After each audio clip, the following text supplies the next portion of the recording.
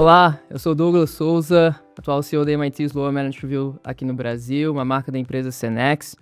E hoje estamos aqui para a gravação de mais um episódio da nossa série de podcasts, O Futuro Vem do Futuro. A gente traz para a mesa, obviamente, o tema de inteligência artificial, mas não somente a IA pela IA, mas sobretudo explorando que não é só uma questão de tecnologia, é sim uma questão de liderança, é também uma questão de gestão e é uma questão super importante para os negócios atuais. E hoje temos a alegria aqui de receber Márcio Carvalho, CMO da Claro, para trazer um pouco mais de perspectiva, um pouquinho mais dessas temáticas, da experiência dele aqui para o nosso bate-papo. Márcio, obrigado pelo teu tempo, pela tua disponibilidade e um prazer te receber aqui. O prazer é todo meu, uma honra estar aqui com você, Douglas, e espero contribuir um pouco aí com as minhas dúvidas, né? A gente tem mais dúvidas do que certeza sobre esses assuntos todos, mas vamos bater um papo aí, acho que pelo menos dividir um pouco das perspectivas de como é que a gente vem encarando essa realidade que está nos atropelando com muita transformação todo o tempo. É bem isso, assim, gostei do atropelado, assim, que acho que é justamente essa sensação, né? Bom, mas você é engenheiro de formação, né? Ajudou a lançar a NetVirtua, Netphone, NetNow e chegou ao posto aí de CMO de uma das maiores empresas de telecom da América Latina. Conta um pouquinho pra gente essa sua trajetória, pro pessoal conhecer um pouquinho também de quem é o Márcio. Muito bom. Eu sou nascido no Rio Grande do Sul, em Porto Alegre, me formei pela Universidade Federal do Rio Grande do Sul em engenharia e logo que eu me formei, eu tinha tomado uma decisão ali de fazer todas as disciplinas eletivas do meu curso com especialização em telecom, porque naquela época já estava se comentando ali sobre a privatização do sistema Telebrás, eu enxergava que tinha oportunidade, o móvel estava começando, então fiz essas cadeiras e acabei entrando no programa de trainees da RBS, que é uma associada da Globo lá no Sul e que operava diferentes linhas de negócios, desde TV por assinatura, TV aberta, jornal e internet. E eu fui alocado e comecei a trabalhar na unidade de TV por assinatura, que era a NET, mas já com uma visão de torná-la multisserviço, usar aquela rede para oferecer outros serviços. A gente avaliou, por exemplo, prestar telefonia fixa naquela época pela rede de TV a cabo e era melhor lançar uma rede nova de par trançado, de cobre para fazer telefonia fixa, mas a gente conseguiu viabilizar logo em seguida a implantação do serviço de banda larga. Então eu passei a trabalhar implantando banda larga primeiro lá no Sul, depois a NetSul foi comprada pela Globo, virou Globocabo Nacional, eu vim para São Paulo em 2001 e continuei com o serviço Virtua, até que em 2005 me tornei diretor de marketing da NET, e aí já assumindo os produtos também de TV por assinatura e o Netphone, que naquela época estava surgindo, e aí a soma dos três virou o NetCombo logo em seguida. Depois teve uma fase de evoluir muito a tecnologia da TV com alta definição, com o Now, que era o Video On Demand, e a gente continuou ali crescendo muito na parte de distribuição de conteúdo e de banda larga. Em 2017 eu fui convidado a ser diretor de marketing da Claro, daí já no segmento móvel. Vale aqui também comentar que a Claro de hoje é uma junção do que lá atrás foi a NET, nas redes de TV a cabo e banda larga, a Embratel na rede de longa distância e a própria Claro, que era uma fusão de várias operadoras móveis que começaram depois do leilão. E aí em 2017, então, eu fui ser diretor de marketing da Claro Móvel. A gente conseguiu crescer bastante nesse período. Em 2019, já com a Claro indo bem no móvel, a gente junta tudo, a Claro Móvel e a NET, faz a transição de marca, passa a ser uma marca única. Recentemente também fizemos a mesma transição da Embratel para a Claro Empresas. Então hoje a Claro é uma empresa muito potente, que opera com uma marca única em diversos segmentos. Legal. Márcio, nessa junção e tudo mais, nessas diferentes experiências que você passou ao longo desses últimos anos, como é que você viu surgindo o tema de inteligência artificial dentro da companhia e também nas outras vivências que você tem? Se existe um ponto de inflexão ou não nos últimos anos, você falou, putz, esse negócio aqui agora vai ser transformacional? Eu acho que a gente vive, quem opera e orbita no segmento de tecnologia, muito com essa coisa a visão de que um dia as máquinas vão ter poder sobre os humanos, né? Ou vão ser mais inteligentes, ou vão controlar mais, ou vão liderar mais, como é o tema do podcast de vocês. Eu acho que esse tema permeou durante muito tempo, e eu acho que o que foi evoluindo foi a capacidade computacional, a capacidade de conectividade, e, é claro, agora os modelos de linguagem ampliada, que estão conseguindo realmente evoluir muito no entendimento de coisas que até então só os humanos entendiam. Mas eu acho que a IA ainda vive muito de perspectiva, de esperanças, de desenhos, de visões, e acho que a gente ainda tem que achar o caminho de materializar que essas entregas façam muita diferença, não é pouca diferença, porque o investimento que essas Big Techs estão fazendo em IA hoje é muito grande. Então, façam muita diferença na vida dos clientes e na vida dos negócios. Quando isso realmente passar a acontecer, eu acho que o modelo vai acelerar ainda mais. Legal. A gente sempre gosta de tentar tangibilizar isso na usabilidade do dia a dia, assim, né? Então, Márcio, hoje, na tua rotina, seja pessoal, profissional, você já vem utilizando, e se sim, quais são cases legais aí que você pode dividir com a gente, até mesmo para inspirar a galera aí.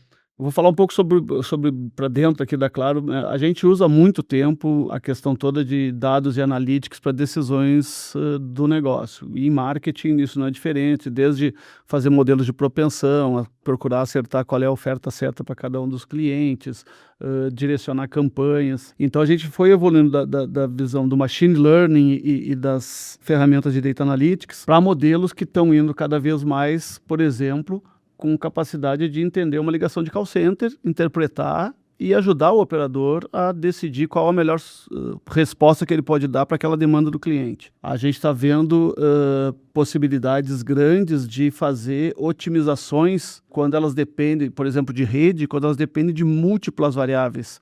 Não é uma ou outra, são milhares que você tem que acompanhar dinamicamente, entender contexto e ver que naquele contexto, com aquele tipo de leitura que você está fazendo das variáveis, você pode tomar uma decisão diferente. Humanamente, é muito difícil você lidar com tanta informação numa decisão que também tem que ser muito rápida. Então, para esse tipo de aplicação, ter modelos que precisam aprender, precisam ser bem testados e depois implantados, e você começa a ter realmente resultados que são distintos e diferentes. Mas eu acho que o que não muda é a necessidade perene da gente ter esses ambientes de inteligência artificial, de máquina, de dados supervisionados, acompanhados com as características que só o humano tem, né? De entender as nuances, as características que são humanas de sentimentos, de emoções, e colocar isso também na equação. A máquina é fria e calculista, né? Por definição. E é legal que você começou a tua resposta, Márcio, me chamou muita atenção. Primeiro, destacando o problema do negócio, justamente o foco no cliente, né? Então, qual que é a demanda, como que o cliente está impactado, para ir só depois vir a tecnologia. É justamente esse o pensamento, né? A da gente começar, primeiro, qual que é o ponteiro que eu quero mexer, para depois falar de tecnologia, né? É esse raciocínio que vocês têm dentro de casa? Eu acho que sim, a cultura que a gente sempre teve na Claro é de que tecnologia é maravilhosa e tecnologia certa move o ponteiro e faz o negócio acontecer. Mas a gente não pode se apaixonar pela tecnologia. A gente tem que se apaixonar pelo cliente, pelos problemas que o cliente tem e como é que a gente pode usar a tecnologia para resolvê-los. Quando você começa a trabalhar com esse mindset, eu acho que as coisas se colocam no devido lugar. E, inclusive, para você medir as apostas e os investimentos e a priorização que você faz em coisas que são promessas e que talvez aconteçam e coisas que já são realidade, que se você não colocar o dinheiro naquilo, você vai estar deixando uma oportunidade ou deixando de resolver um problema que você já tem. Então, eu acho que saber tomar as decisões certas a cada momento e entender que a tecnologia evolui com uma velocidade tremenda e que você tem que estar sempre acompanhando e vendo se as decisões que tomou no passado precisam ser revistas, isso eu acho que também faz parte do nosso contexto. Mas eu acho que também a gente não pode olhar a tecnologia pela tecnologia, a gente tem que olhar sempre nesse contexto ou para o negócio ou para o cliente, né? A gente estava, enfim, conversando nos bastidores ali, né, sobre a quantidade, o volume e a escala de dados, né, que uma empresa do tamanho da Claro possui. no Brasil, a capilaridade que isso tem, né? Se esse rollout não for feito com a segurança devida, né? Com o teste de segurança devida, o risco ele é muito grande para a companhia, né? Além de ser uma empresa muito grande, a gente tem quase 70 milhões de clientes no Brasil, quase metade da população, atende muitos domicílios, atende muitas empresas de todos os portes, da pequena, do profissional autônomo que está no parque vendendo picolé, até o grande banco. Então, a empresa, além de ter muito cliente, ela é muito transacional. E o que ela transaciona é conectividade. Tudo isso permite que você acumule uma quantidade de dados e de informação muito grande. E traz um desafio, como lidar com toda essa informação de uma forma a tornar a experiência do cliente melhor e ser mais assertivo nas questões operacionais que você tem no dia a dia. Mas, ao mesmo tempo, é isso, a gente tem que ser muito racional e muito responsável no uso dessas informações, para que o que a gente for fazer, primeiro, qualquer coisa que a Claro vai fazer nesse ramo precisa de muita infraestrutura, muito poder computacional, muita nuvem, tudo isso custa muito dinheiro e isso tem que ter um outcome, tem que ter um resultado que seja bom para o negócio e bom para o cliente. Se a gente não conseguir provar tese em cima do que vai mudar na vida do cliente ou o que vai mudar na vida do negócio, aí a gente vai ter que ser mais criterioso e testar menor. Né? Aí você testa uma escala menor, o que aquilo mostrar nos testes que faz diferença, aí vai escalando. E tem um insight aqui, né, que todo mundo fala muito da criação dos diferenciais nessa área de EA a partir dos dados, assim, né, e não é por falta deles, por exemplo, que o diferencial das empresas de telco de maneira geral poderia, porque, enfim, como você bem falou, né, estamos transacionando, é uma empresa transacional e tem uma infinidade de dados ali dentro, né, então, ao mesmo tempo que isso é uma oportunidade muito grande, se não for tratada com devida resiliência, governança e teste de confiança, se torna um grande risco também, né? É isso. E isso para dentro como consumidora de IA. Se a gente olhar para fora, as telcos, o modelo de negócio das telcos vai evoluir a ponto de ela ser a powerhouse da IA. Né? Porque hoje IA está rodando muito nas nuvens centralizadas. E cada vez mais as aplicações vão requerer o que a gente chama de edge computing, a computação da borda, não lá no core. E para conseguir ter vários pontos de processamento de dados no edge, as teles estão muito bem posicionadas, porque tem as redes, tem o poder da conectividade, tem os seus próprios data centers. Então, a evolução dos modelos, seja porque a aplicação exige menor latência e latência exige processamento perto da aplicação. Então, eu acredito sim que o nosso negócio cada vez mais é somar conectividade de última geração, com 5G, com fibra, com Wi-Fi 7, nuvem, e esse processamento edge com inteligência artificial. Então, a gente tem aí um papel preponderante na evolução desses modelos todos para todas as grandes empresas que vão usar IA no futuro. Você acha que esse é o futuro, essa é a fronteira do modelo de negócios das telcos? Eu acho que sim, acho que a gente aprendeu muito na transformação, por exemplo, do negócio de TV por assinatura, porque a dinâmica do negócio era uma, a formato dos distribuidores de conteúdo era um, o relacionamento era com os provedores, com quem produzia conteúdo. Via de regra, esse cara produzia conteúdo localmente, ou era uma empresa internacional que tinha escritório aqui, localizava o conteúdo e a gente distribuía. E aí vem uma Netflix, vem o jogo do streaming e os players passam a ser globais. Então o papel e a dinâmica de relacionamento muda completamente e foi essa a reinvenção que a gente passou agora na Claro TV+, onde a gente não empacota mais um canal, como fazia até então de TV por assinatura, mas também os streamings, as plataformas de streaming. Porque, por outro lado, a plataforma de streaming também começou a entender que a dinâmica de ter custo de aquisição, ter churn, o cliente não ficar porque é muito fácil entrar, é muito fácil sair, não tem barreira de saída. Isso tudo também traz desafios para o modelo de negócio. Então, quando empacota o streaming com a conectividade, a gente ganha todo mundo. Então, eu acho que achar essas alavancas de negócio, de novo, que fique bom para o consumidor, bom para o negócio e bom para todas as partes envolvidas naquele negócio, também é uma arte que faz as coisas, a pá da engrenagem girar mais rápido. Irado. Todo esse movimento, né, um exemplo do streaming, acho que é um exemplo bem legal, que acho que todo mundo aqui nos ouvindo conhece muito bem. Como é que tu faz mais com essa cadeira hoje, né, na frente da área de marketing da Claro, para não perder essa sensibilidade dos movimentos dos clientes, né? Porque, bom, na tua cadeira tem te trazer do mercado para dentro de casa, né? Como é que a gente influencia, assim? Então, no teu dia a dia, na tua rotina, quais são dados, quais são rotinas, quais são práticas que tu utiliza, assim, para justamente conseguir capturar que a influência do consumidor tá, de fato, movendo o ponteiro dentro de casa?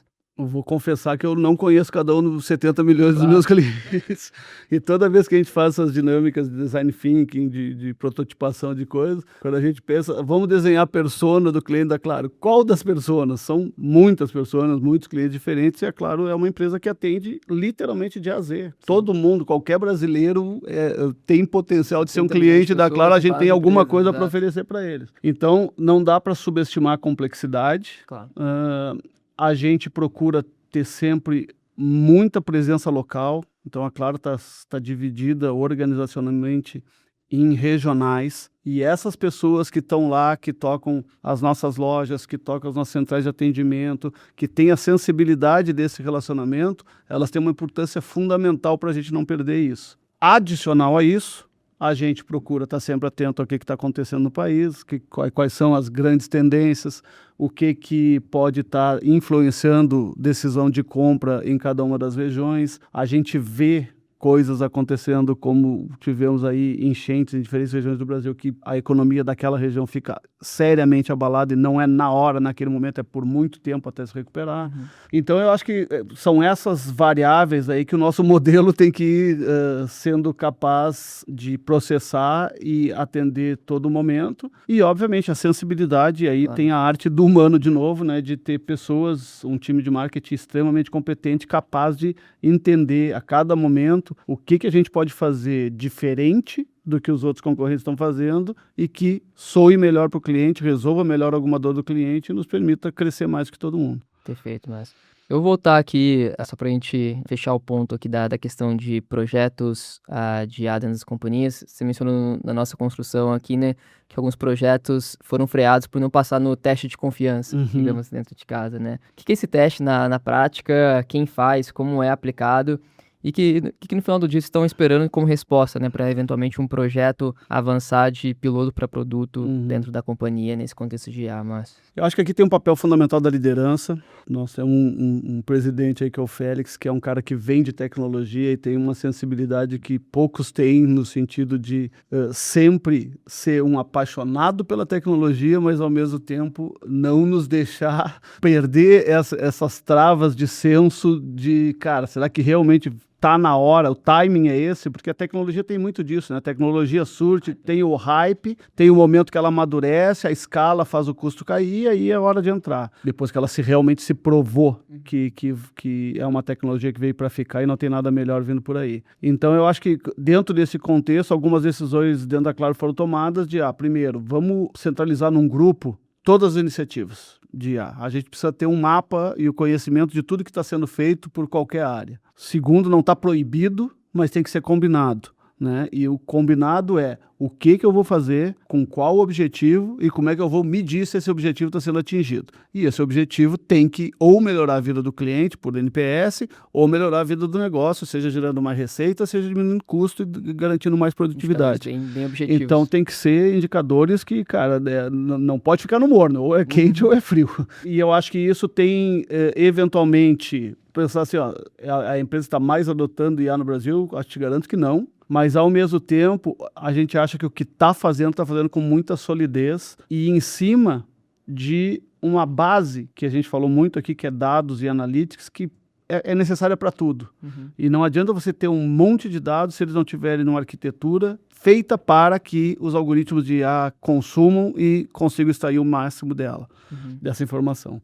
Então, acho que é dentro desse contexto que a gente está hoje e, obviamente, cercado dos melhores parceiros possíveis, né? Então, a gente tem hoje acordos em nuvem, por exemplo, com Oracle, com AWS. A gente fez um acordo com a NVIDIA, que hoje é uma das empresas, acho que é a empresa que mais vale no mundo, que faz os GPUs, o processamento dos clusters de inteligência artificial, e a gente vai trazer para o Brasil a possibilidade de vender GPU fracionada. Para uma grande empresa isso talvez não faça tanta diferença, porque uma grande empresa, qualquer modelo já vai consumir algumas GPUs. Mas para uma startup que está começando e testando um modelo pequeno, ela pode ter acesso a uma fração de GPU, por um custo que também é uma fração do que ele pagaria se ele conseguisse acessar. Então, todas essas parcerias é no sentido da gente estar com um ecossistema forte, dentro dessa visão de que o nosso negócio cada vez mais evolui naquelas direções que eu falei antes, de juntar conectividade e tecnologia de acesso com cloud e com IA, e com as aplicações. A gente teve também com a OpenAI e a ChatGPT uma primeira experiência de empacotar serviço de inteligência artificial ChatGPT Plus para clientes de determinados planos móveis, e isso demonstra que também essas empresas de IA estão buscando qual é o modelo, porque tem ofertas que são gratuitas, tem ofertas que são pagas, essas que são pagas são limitadas por tokens, e para um usuário final não é muito fácil entender até onde eu posso ir ou até onde eu não posso ir, né? Então, eu acho que essa é uma evolução que vai continuar até a gente achar o modelo ideal para todo mundo. Você acha que dá para fazer um paralelo aqui naquele movimento do streaming que você narrou lá atrás, empacotando isso dentro da parte de conectividade na TV com esses modelos ChatGPT e tudo mais dentro do pacote de conectividade dos móveis agora? Mas tem um aprendizado aqui e ali? Eu acho que serviços digitais em geral vai acontecer. A gente falou de cloud aqui, né? A gente acabou de lançar alguns planos móveis agora, de pós-pago, que ele já vem com o storage da nuvem, tanto da Apple como do Android. Tá. Isso era uma dor das pessoas. As pessoas iam lá no estádio, estava acontecendo o jogo, ia filmar, acabou o espaço do celular. Então, eu vou ter que apagar alguma coisa para poder fazer aquele vídeo, tirar aquela foto. Então, a ideia, de novo, é colocar ali serviços digitais que façam sentido para as pessoas e que resolvam dores que elas reportam que têm. E a gente pesquisou bastante hoje quais eram as principais dores que as pessoas tinham no uso do celular. E aí, eu acho que AI é um passo além. É o próximo passo, talvez, ou mais um passo. E acho que vai acontecer, mas a gente ainda precisa achar qual é a proposta de valor definitiva na vida das pessoas para que elas façam uso cotidiano de IA. Eu uso IA hoje nas viagens que eu faço. Estou viajando, eu gosto muito de viajar de carro, eu tenho o Copilot, eu fico conversando ali com ele, pedindo, estou aqui nesse lugar, qual é a dica, o que eu faço, onde é que eu almoço, e é muito legal. E é um negócio que não existia antes. Então, eu acho que é a gente trazer isso para a nossa vida cotidiana de forma que ela realmente fique diferente e melhor, que vai fazer a coisa acelerar. Boa. Esse processo mais, vou chamar aqui, responsável, mais paulatino, ele é, de certa forma, bastante desafiador num mundo onde todo lugar está te cobrando, né? Para utilizar AI aqui e tudo mais. Enfim, o mercado, como você falou no começo, né? Atropela muitas das vezes algumas narrativas e tudo mais. Como é que no dia a dia, Márcio, você faz para tanto segurar a ansiedade ou desejo do teu próprio time, quanto também do board, eventualmente, pedindo, quais são as iniciativas e tudo mais. Então, eu imagino que vários C-levels que estão nos ouvindo aqui têm esse mesmo desafio, né? De, pessoal, calma, né? Também não é por aí. Como é que tu lida com isso? Eu acho que tem que sempre buscar o equilíbrio, né? Nem tanto ao céu, ninguém está falando que não serve para nada, pelo contrário, acho que IA tá aí, veio para ficar e vai ser muito útil em muita coisa, mas também não dá para fechar os olhos e se atirar e sair achando que IA vai mudar a vida do seu negócio amanhã, sem saber exatamente o que você quer que a IA faça, sem dar tempo para treinar esses modelos, para ter certeza que ele está automatizando coisas que podem ser automatizadas e sem ter essa supervisão humana fundamental para direcionar as coisas para os seus devidos lugares, né? E o que eu acho é isso, cada iniciativa tem que sim estar associada a um indicador que faça diferença na vida do seu negócio, seja para melhorar a experiência, seja para reduzir custo e aumentar a produtividade, seja para gerar novos negócios e novas receitas. E aí eu acho que cautela e caldo de galinha não fazem mal a ninguém, mas cada um entende a sua dinâmica de negócio, todas as indústrias têm as suas características, tem coisas que já foram testadas e podem ser replicadas com mais velocidade, outras não. E a gente, no nosso caso, tem o ônus daquilo que a gente falou. A empresa é muito grande e é um serviço que não pode parar. Então, a gente tem que ter cautela para realmente fazer as coisas que precisam ser feitas no momento certo. Legal. E, bom, aqui nessa nova temporada do Futuro do Bem do Futuro, mas a gente está tentando muito entender também a agenda de gestão e a agenda de liderança nesse novo momento, assim, né? E muito vem se falando em pesquisas recentes do MIT sobre as organizações agênticas, né? Trazer novamente os agentes para o dia a dia da operação e até mesmo discutindo topologias de times híbridos, né? Humano mais agente. Como é que tu enxerga esse tema? Se tem algum insight para compartilhar? Se tem algum case para trazer para a gente. Acho que é um item legal aqui que a gente não pode deixar de falar. Eu acho que vai acontecer, né? Cada vez mais a gente vai ter parte da nossa força de trabalho vindo de algoritmos e de máquinas que estão fazendo parte do trabalho, e a outra parte que precisa ser feita por humanos.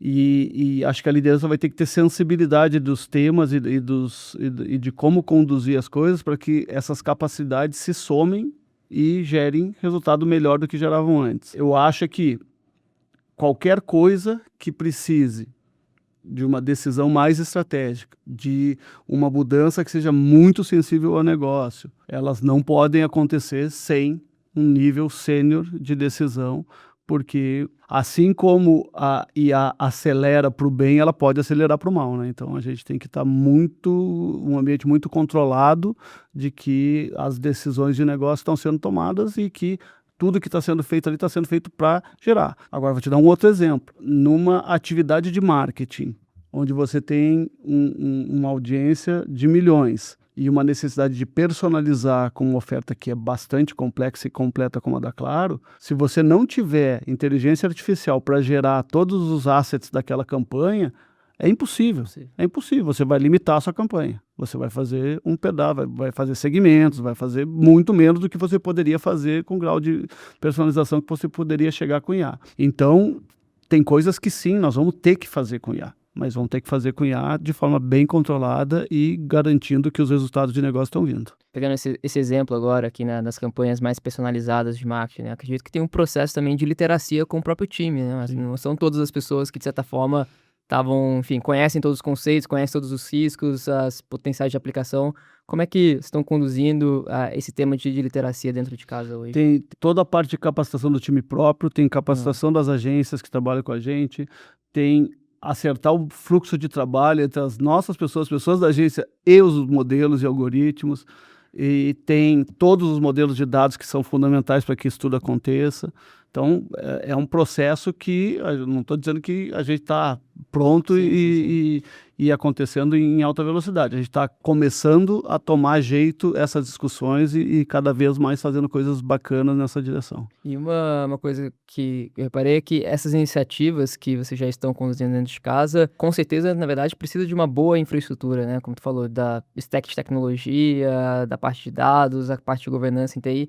Como é que é o diálogo hoje entre as áreas de negócio que estão ali na ponta e esse time de tecnologia responsável por essa infra? Como é que essa governança hoje é estabelecida, Márcio? Cada vez mais são partes do mesmo time com skills funcionais diferentes. Legal isso. Um exemplo muito típico foi a transformação que a gente fez no negócio de TV de novo. As nossas equipes de engenharia e de TI que estavam alocadas para o produto de TV estavam trabalhando diretamente com as pessoas de produto e negócio que estavam lá desenvolvendo. Então, não tinha cotovelo, era todo mundo junto com o mesmo objetivo e a coisa aconteceu. Então, isso virou quase que uma referência para a gente daqui para frente. E, claro, o nosso negócio, pela natureza que é de novo, ela tem uma relação intrínseca, né? A pessoa de produto de marketing da Claro não consegue trabalhar longe de engenharia e de sistemas. Tem que estar todo mundo junto. E para desenvolver uma evolução como essa aqui que a gente está falando ainda, de personalização em escala, campanhas de outro formato, você ainda precisa botar todo o time de dados, de analytics, então é mais gente chegando junto para trabalhar todo mundo com a mesma visão. Então, eu acho que a figura de linguagem que eu usaria é, assim, ó, é marreta nas paredes, cara. A gente tem que trabalhar time, todo mundo junto e com o mesmo mindset, o mesmo objetivo. E os testes pequenos atrelados a bons indicadores de negócio para depois daquele teste pequeno conseguir fazer um rollout responsável, com bastante diligência para fazer mais áreas, né? Exatamente isso. Boa, legal. Se um C-Level, a colega teu, mas querendo agir a partir desse episódio, assim, né? Entendendo toda a complexidade de cada um dos negócios, mas com base na tua experiência, daquilo que você já vem fazendo, né? Que estão caminhando nesse processo. Quais recomendações concretas, eventualmente, assim, você sugeriria para que essas pessoas que hoje estão liderando grandes organizações pudessem avançar nesse tema de inteligência artificial generativa na aplicação dos seus negócios? Eu acho que essa parceria entre negócio e tecnologia é fundamental.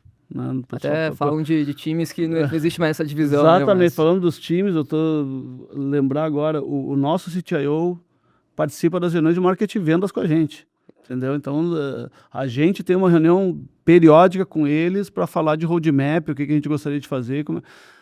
É muito junto. A minha mesa é a 3 lotes do Parraia, que é o CTIO. Então, eu acho que essa integração das lideranças e dos times, ela é fundamental. A gente não consegue fazer se não tiver. Boa.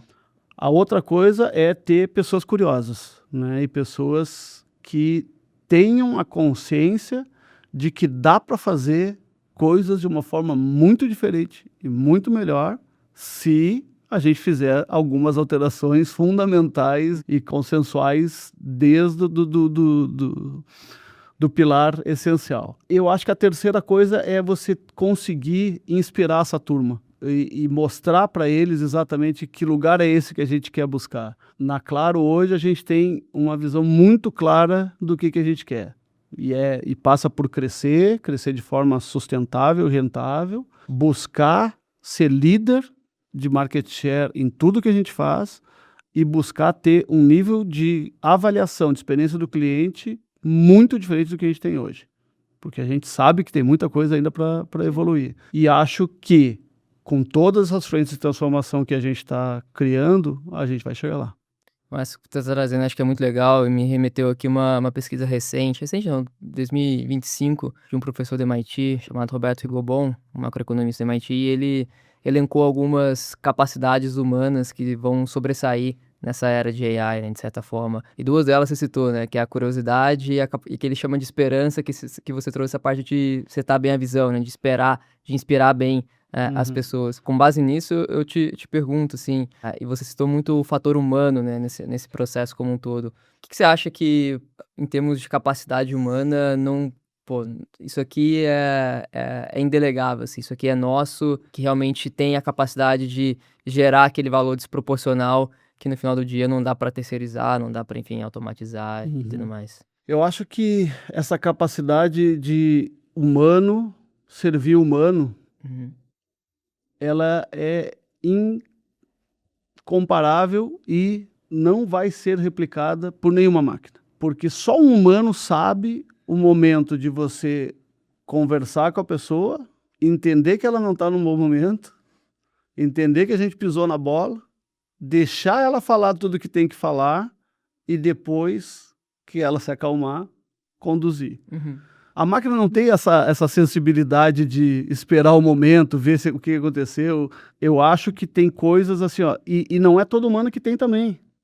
Exato. Tanto porque a gente tem pessoas que são espetaculares e brilhantes no relacionamento, no atendimento com o cliente, e tem pessoas que não dão certo.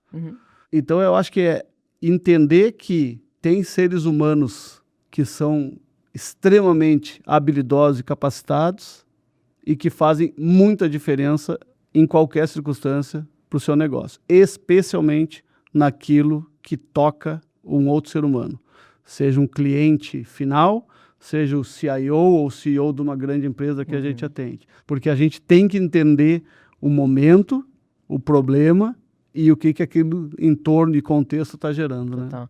E tem um elemento de criatividade também na área de marketing, né? Mas que, pô, quando você vai fazer uma campanha, pegar ideias simplistas ali que vem, não captura a real essência da mensagem que eventualmente você quer passar, né? E quando a gente olha, por exemplo, enfim, as campanhas da Claro, você vê que tem um penso de criatividade por trás, não é só ideia gerada artificial. Eu acho que tem pessoas de extrema criatividade dentro de um framework estratégico de que arco de história você quer construir para que as pessoas percebam a sua marca também acima da campanha.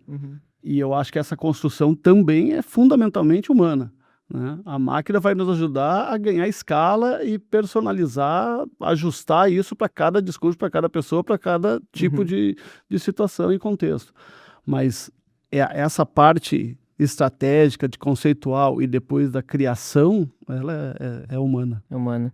E, Márcio, eu sempre gosto de fechar aqui os nossos podcasts pedindo, eventualmente, uma recomendação, seja de um podcast, seja de um livro, seja de, enfim, um filme ou uma dica cultural, assim, pra galera.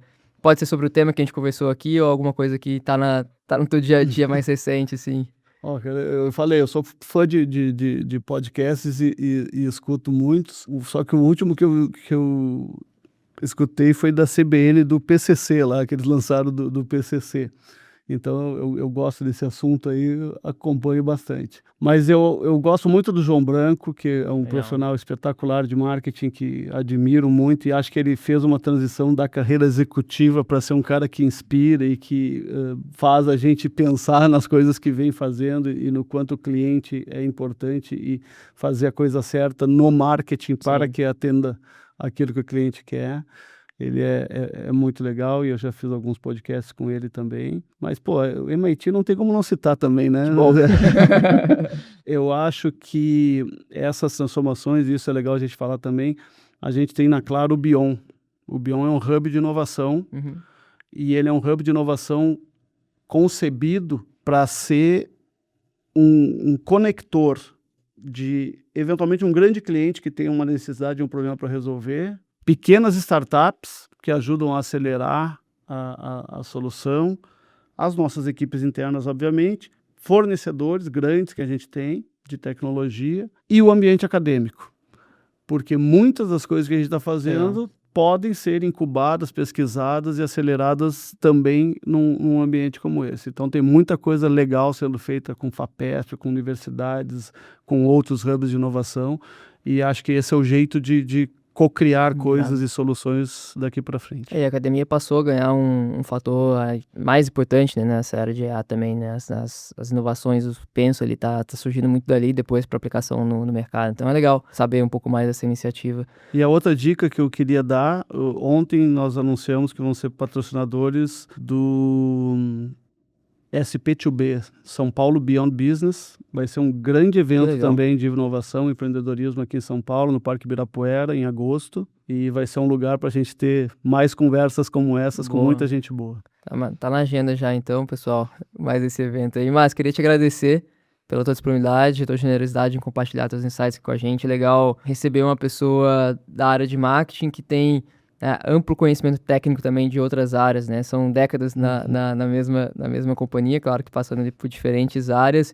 E acho que é até um recado, né, para nossa audiência de que cada vez mais, né, as áreas de negócio e as áreas de tecnologia, elas estão emergindo, né? Essa zona ela vai ficar cada vez mais integrada do que já foi antes, assim, né? Então, obrigado, parabéns pela tua trajetória.